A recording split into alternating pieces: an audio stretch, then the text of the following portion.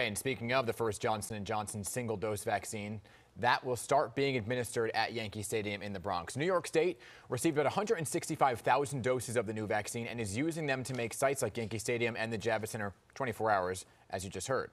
None of it could have happened without the help of UPS Healthcare, which transported the vaccines across the country in record time. Wes Wheeler is the president of UPS Healthcare. He oversaw the operation. Joins us once again this morning. Welcome back, Wes. Thanks for being here. Good morning, Dan. How are you? Doing well, sir. Thank you. And you, man, you had a lot ahead of you, a big task, right? So how did you prep for this vaccine, and how did it differ from Pfizer and Moderna? Well, of course, the Moderna and Pfizer vaccines were well along with the distribution now. They both are moved in a frozen condition. They require 2 doses, as you know, and we're well into the program with both of those companies. It's a very, very stable operation now. But getting the J&J or the Johnson vaccine into the pipeline was fairly easy for us. It's a one-shot vaccine, as you know.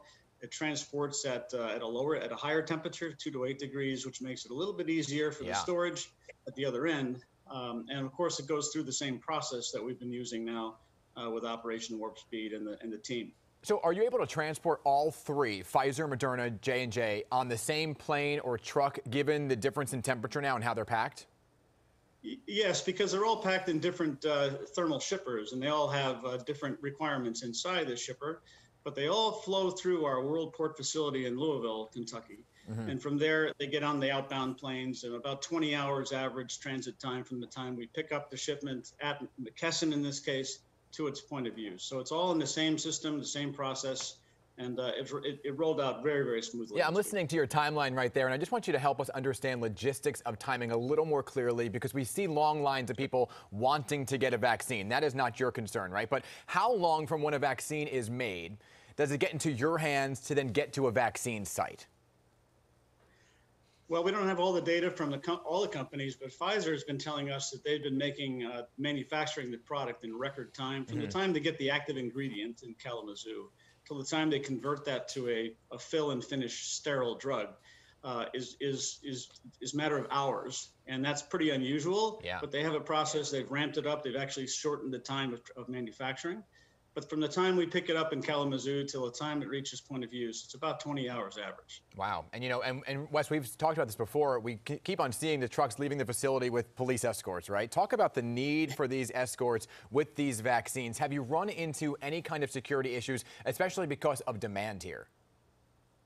We have not. Now, one of the beauties of working with Operation Warp Speed in Washington is they're still giving us U.S. Marshal transport assistance from the time we pick it up at the manufacturing site in Michigan for the 5.5-hour drive it makes to Louisville, Kentucky for the outbound. So it's always in our hands, in our possession, and we have this armed escort that comes with it. You know, so, we gave no problem. Good. I'm glad to hear that. You know, we gave the New York numbers, Wes, but how many doses of Johnson & Johnson have been shipped, and how much vaccine overall have you had your hands on? We are nearing 100 million doses in March. So by about the middle of March, we will have delivered about 100 million doses of all 3 vaccines. The J&J this week, the allocation this week was 3.9 million for both FedEx and UPS. And by tomorrow, we will have delivered that. That's fantastic. And President Biden says the United States will have enough COVID vaccine supply for all adults by the end of May. I'm sure you heard that announcement. You were probably part of those discussions. That was huge news for Americans. What does this mean, though, for your operation? Well, we planned for this all along, Dan. We talked about this the last time we spoke, but since April of last year, we've been planning on all 5 vaccines to come through our pipeline.